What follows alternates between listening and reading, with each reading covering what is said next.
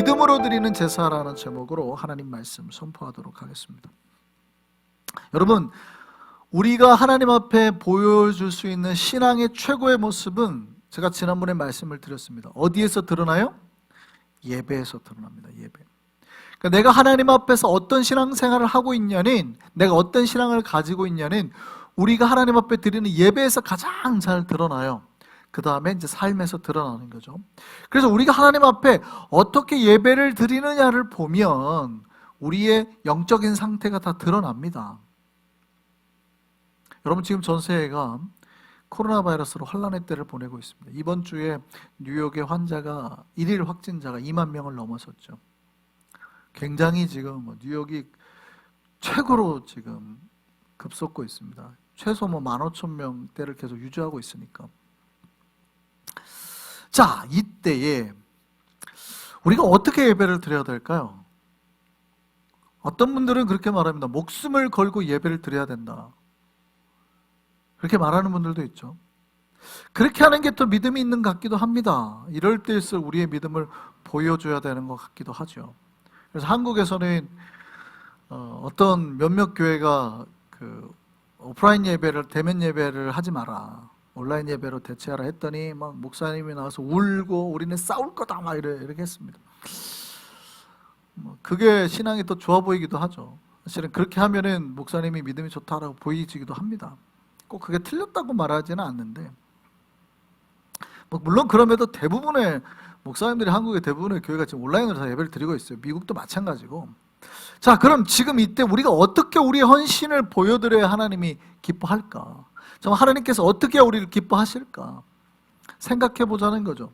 여러분, 우리 현장 예배를 드려야 될까요? 하나님이 그걸 기뻐하실까요? 여러분, 하나님께서 우리에게 요구하시는 거는요, 우리의 믿음입니다. 우리의 믿음, 나의 믿음. 그러니까 내 믿음으로 인해서 다른 이가 손해나도 된다고 말씀하시지 않고 나의 믿음을 말하는 거예요. 여러분, 코로나 때 우리가 왜 조심하자 그러냐면, 내가 건강해서 코로나에 걸려서 살 수 있지만 나보다 약한 다른 이는 목숨을 잃을 수 있는 거예요. 그러니까 내 부주의함이 수없이 많은 사람을 죽음으로 내몰 수도 있는 상황인 거죠. 즉, 고의에 의한 살인은 아니지만 미필적 고의로 인해서 다른 사람이 죽을 수도 있다는 거예요. 그러니까 내가 하나님 앞에서 내 믿음 지키는 건 상관없지만, 그건 상관없죠. 내가 목숨 걸고 나가는 건 상관없죠. 그런데 그게 지금 순교할 수 있는 상황에서 막 박해를 하고 있어요. 교회를 예배를 드리면 죽이겠다. 그러면 어떻게 해요? 우리가 목숨 걸고라도 나와서 예배를 드릴 수 있죠. 그렇죠? 그건 내 목숨과 관계된 거잖아요. 내 목숨과. 그럼 우리가 누군가가 예배를 드리면 죽일 겁니다. 그래도 우리는 목숨 걸고 나와서 예배를 드려야 돼요. 그건 내 목숨과 관계가 있는 거잖아요. 근데 그게 아니라 내가 그렇게 함으로 나로 인해서 누군가가요, 다른 누군가가 목숨을 잃을 수도 있어요. 나를 전혀 모르는 사람들이, 혹은 내 가족들이. 이거는 뭐예요? 내 믿음이 아니라 잘못하면 내가 뭐가 될 수 있어요? 살인자가 될 수 있는 거죠. 이게 고의성이 있냐 없냐를 말하기는 좀 어려운데, 보통 우리가 그런 걸 미필적 고의라고 말을 씁니다. 법적인 용어로. 제가 지난번에 말씀을 드린 적이 있는데, 그러니까 미필적 고의라는 말은 꼭 고의는 아니에요. 일부러 사람을 죽이려는 건 아닌데, 내가 사고를 막을 수 있는 그 경우예요. 그럴 수 있는 상식이, 충분히 저러면 사고가 날 거라는 있는 상식이 있어야 되는데 그걸 지키지 않아서 사고 난 경우. 예를 들어서 뉴욕에 지금 대부분 25마일 존이잖아요. 초등학교 앞은 더 심합니다. 더 조심히 가야 돼요. 그런데 내가 바쁘니까 초등학교 앞을, 아이들이 막 이제 학교 가고 그럴 시간에 초등학교 앞에 내가 바쁘니까 거기를 60마일로 달렸어요. 나는 바쁘니까. 그런데 나는 착한 사람이고 아이들을 죽일 생각이 전혀 없어요. 그런데 아이가 학교를 가다가 나와서 부딪혔어요. 이러면 이걸 단순 과실 사고로 볼까요? 아니면 살해 의도가 있다고 보는 걸까요? 사람을 죽이는 의도, 고의가 있다고 보는 걸까요? 이 사람은 사람을 죽일 의도가 전혀 없잖아요. 그럼에도 그때 고의가 있다고 보는 겁니다. 이 사람은 사람을 죽일 생각이 있었다. 그런 걸 미필적 고의라고 그러죠. 왜냐하면 이 시간에 이 시간에 요 앞에는 아이들이 많이 다닐 거다. 학교 앞에니까. 그리고 당연히 여기는 빨리 가면 안 되는 지역이다. 근데 내가 일부러 빨리 갔다는 건 아이들이 나올 거라는 걸 충분히 예상을 해야 되는데 그렇지 못했으니까 이때는 뭘 적용해요? 사람을 일부러 죽였다라는 걸 적용시킨단 말이에요. 이걸 미필적 고의라 그러죠. 이럴 때는 굉장히 일반 사고로, 교통사고로 사람을 죽인 것보다 훨씬 세게 법을 먹이죠. 굉장히 거의 사람을 일부러 죽인 살인것과 거의 비슷할 정도로 나온단 말이죠. 여러분, 상식 있는 사람이라면 조심해라는 거예요. 조심하라는 거예요. 이거는 누구나가 생각을 할 수 있다는 거예요. 여러분, 피할 수 있는 거를 일부러 피하지 않는 게 뭐냐면 미필적 고의에 해당될 수 있는 거예요. 여러분, 코로나 바이러스는 잠복기가 있잖아요. 누구도 자신이 걸리지 않았다고 확신할 수 없어요. 조심해야 되는 거예요. 전파력이 강해서 어쩔 수 없는 경우들이 있습니다. 뭐 어쩔 수 없는 경우들이 있죠. 그러니까 어쩔 수 없는 경우가 있는 거를 다 고의다, 살인이다 할 수는 없잖아요. 교회 갔다고 걸렸다고 다 그럼 살인이 이럴 수는 없잖아요. 그런데 그럼에도 불구하고 조심해야 될 때는 조심해야 된다는 거예요. 물론 코로나가 쉽게 끝날 것 같지는 않습니다. 줄어들면 우리는 다시 모여서 대면 예배를 드릴 겁니다. 그러면 목사님 모여가지고 예배를 걸리면 그 살인이라면서요.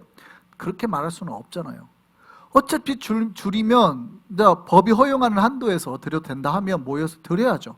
대신에 수칙을 잘 지켜야죠. 마스크도 다 쓰고 거리 간격도 유지하고 그렇게 드려야겠죠. 그러나 우리가 그런 거 다 무시하고 드려서는 안 된다는 거죠. 여러분, 하나님께서 어떤 예배를 원하시는 걸까요? 여러분, 우리가 모여서 드리는 예배를 원하실까요? 온라인 예배를 드리는 걸 원하실까요? 중요한 거는요, 사실은 하나님은 어떤 눈에 보이는 현상을 원하는 건 아닙니다. 우리가 최선을 다해서 드리는 그 예배를 원하시는 거죠. 앞에서 말씀드렸다시피 코로나가 잠잠해지면 우리는 다시 모여서 예배를 드릴 겁니다. 그런데 그때도 온라인으로 예배를 드리자고 한다면 이건 뭐예요? 이거 게으름이에요. 영적인 게으름이에요. 자기의 인간의 게으름을 포장하고 감추려고 하는 거예요. 한국에서 코로나가 끝나도 온라인 예배를 드리겠다고 하는 사람들이 많아진대요. 나는 코로나 끝나도 온라인 예배. 그게 무슨 얘기예요? 편하고지고 싶다는 거거든요. 나는 편하고 싶다. 내가 최선을 다해서 막 옷을 입고 머리를 감고 이렇게 예배를 드리고 싶지 않고 편하게 예배를 드리고 싶다는 거예요. 이건 뭐예요?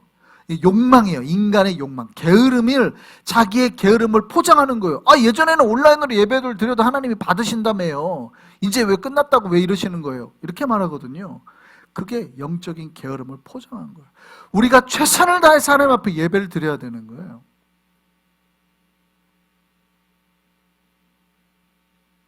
그런데 지금은 어때야 돼요? 지금은 우리가 온라인으로 예배를 드린다 하더라도 우리의 믿음이 줄어들지 않고 최고의 감사와 기쁨으로 하나님 앞에 드릴 수 있어야 된다는 거예요.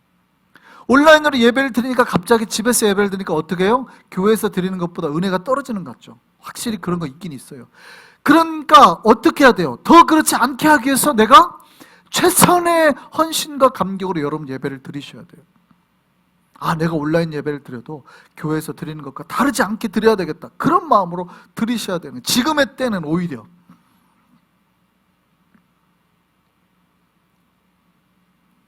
하나님은 우리가 드리는 최선의 마음과 헌신을 받으신단 말이죠. 바로 오늘 본문에 나오는 아벨이 드린 제사처럼 말입니다. 아담에게는 두 아들이 있었습니다. 큰 아들이 가인이고요. 둘째 아들이 아벨이었습니다.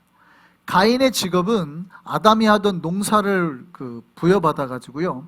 농사를 짓는 게 가인의 잡이었죠. 카인이라고도 하고, 그죠? 한국말로 이제 가인이라고 하는. 아벨은요, 양을 치던 사람이었습니다.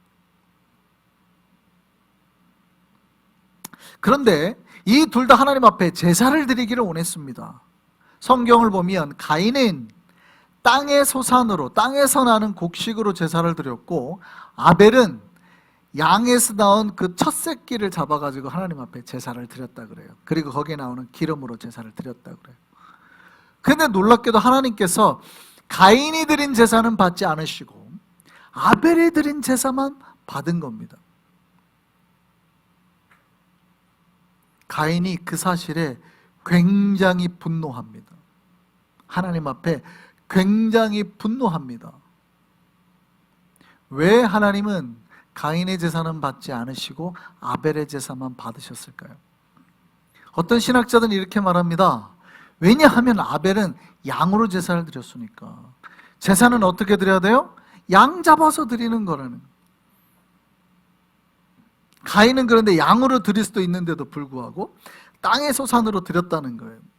그러니까 제사가 형식이 잘못됐다는 거예요. 하나님 앞에 온전하게 형식을 지키지 못했다는 거예요. 그런데 저는 정반대로 해석을 합니다. 여러분, 제사는 뭘로 드리는 거예요? 뭐를 바치는 거예요? 우리가 먹는 걸로 바치는 거예요. 여러분, 제사를 드릴 때는 먹는 걸로 바치는 거예요.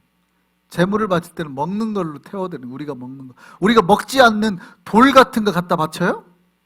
먹지 않는 쇠 같은 거 갖다 바쳐요? 그런 거 갖다 바치는 거 아니에요. 여러분의 옷을, 청바지를 예쁘게 개 가지고 갖다 바쳐요? 그런 거 아니에요. 제물이라는 건 우리가 먹을 수 있는 것 중에서 최상의 것을 갖다 바치는 거거든요. 그래서 제물을 하나님 앞에 태워드릴 때 뱀 같은 거 잡아다 드리지 않잖아요. 부엉이 같은 거 잡아다 드리지 않대. 그 인간이 먹는 게 아니거든요. 그 인간이 먹지 않으니까 부정한 거란 말이에요. 그러면 우리가 먹을 수 있는 것 중에서 최상의 것을 드려야 되거든요.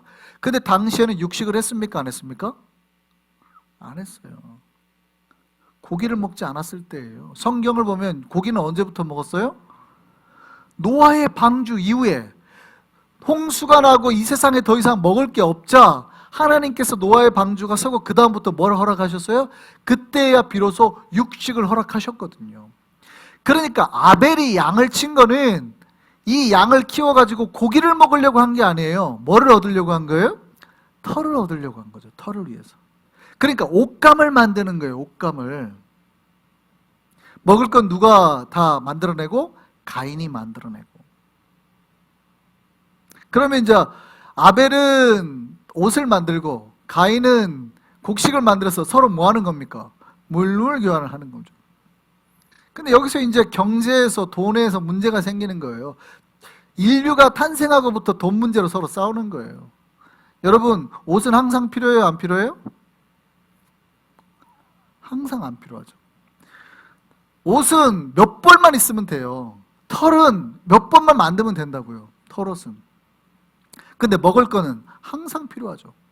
그러니까 이제 어떻게 되는 거예요?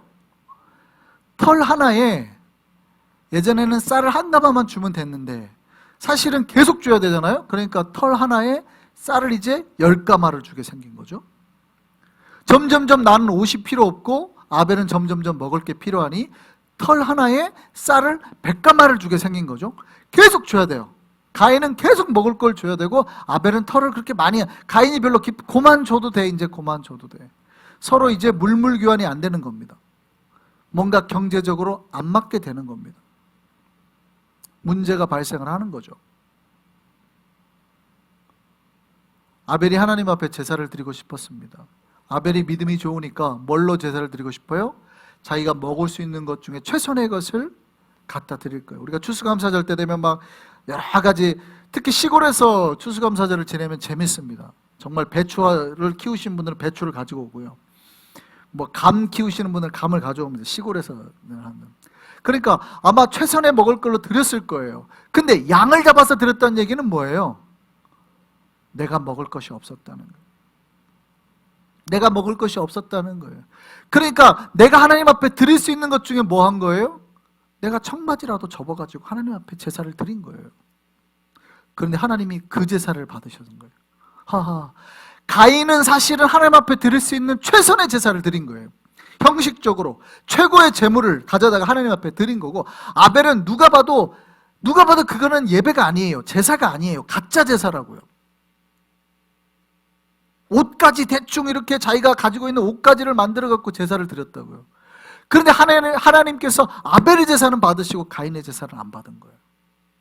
가인이 화가 나요, 안 나요? 화가 나죠.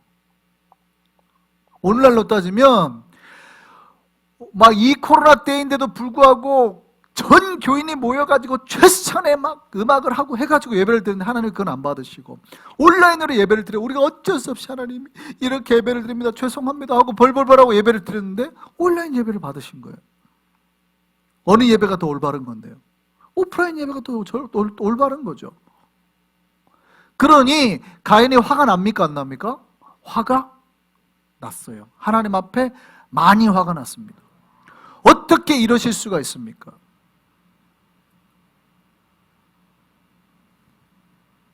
그때 하나님께서 가인에게 한 말이 있죠. 가인에게 이렇게 책망하셨습니다. 가인의 죄가 있다는 거예요. 창세기 4장 6절 말씀 한번 보시죠. 창세기 4장 6절 말씀입니다.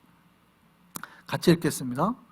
여호와께서 가인에게 이르시되 네가 분하여 함은 어찌 됨이며 안색이 변함은 어찌 됨이냐. 그러니까 가인이 하나님께서 자기가 드린 제사를 받아주지 않자 화가 났다는, 분노가 났다는, 앵그리죠, 앵그리. 그리고 안색이 변해요. 얼굴 색깔이 변해. 막 울그락불그락 막 어쩔 줄을 몰라 했다는 거예요. 결국 나중에 어떻게 해요?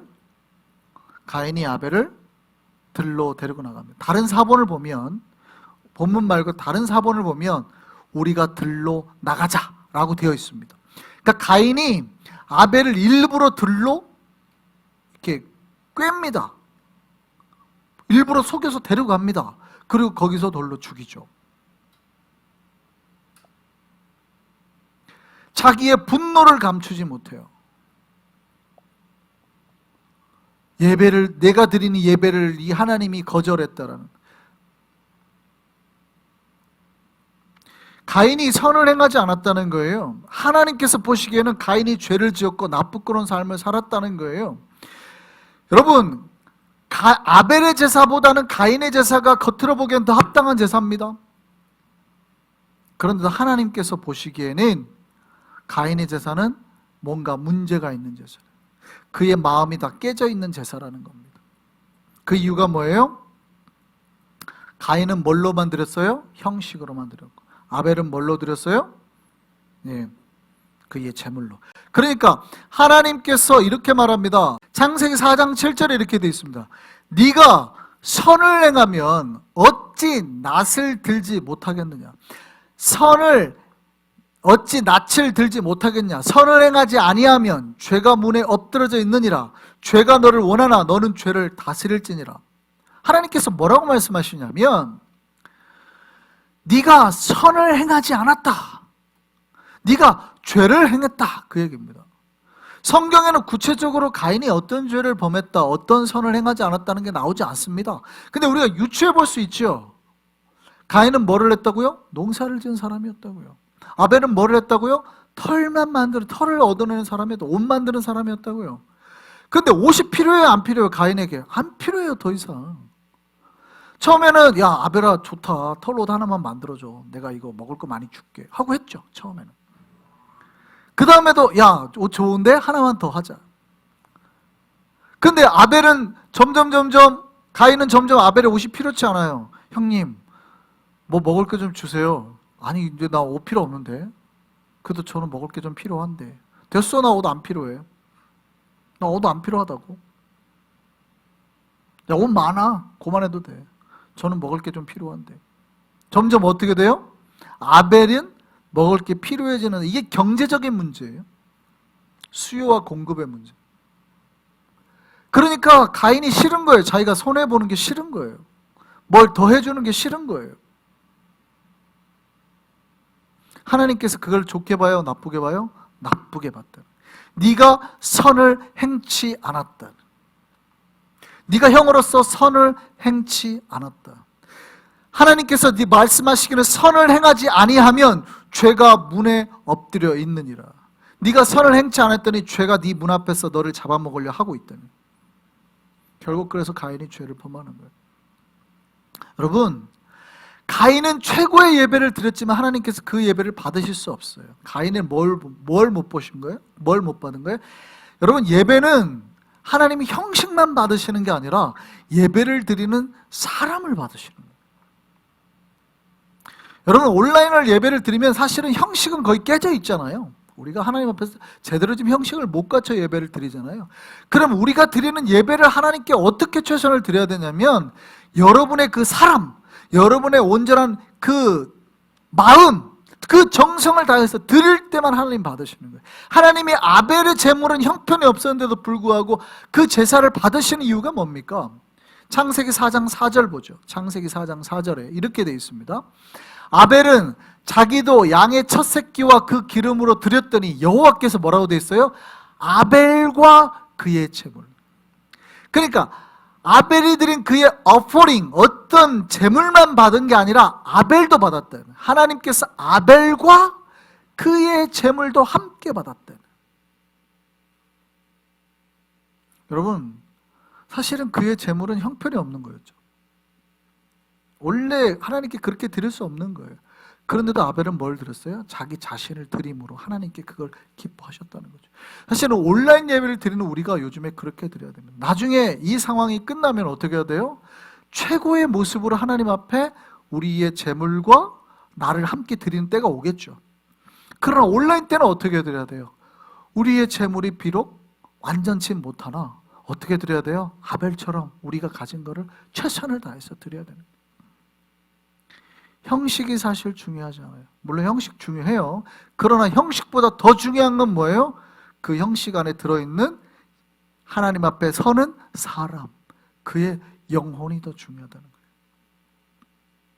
제가 말씀드리잖아요. 우리 예배를 드리러 여기 앉아 있어도 머리에 생각이 딴 데 가 있으면 그 사람이 드린 예배 하나님 받지 않으셔요? 아벨과 그의 제물 기억하셨으면 좋겠습니다. 여러분, 우리가 지금 참 어려운 때 예배를 드리고 있죠. 코로나가 끝나면 최선을 다해서 모일 겁니다. 최선을 다해서 우리가 모일 겁니다. 코로나가 완전히 끝나지 않더라도 우리가 다시 모여서 대면 예배를 드리고 하겠죠. 그러나 지금 우리가 어쩔 수 없어서 온라인 예배를 드린다고 하더라도 우리가 정말 온 마음을 다해서 하나님 앞에 예배를 드리면, 내가 온전히 나를 바쳐서 이 시간을 드린다고만 하면 하나님께서 그 예배를 받으실 줄 믿습니다. 정말 우리가 어렵고 힘들 때 최선을 다해서 우리의 믿음을 주님께 보여드리는 우리가 되기를 소망합니다. 아벨처럼 믿음으로 예배를 드리며 주님 앞에 나아갈 때 주께서 인정해 주시는 예배, 주께서 우리 예배를 받아주실 줄 믿습니다.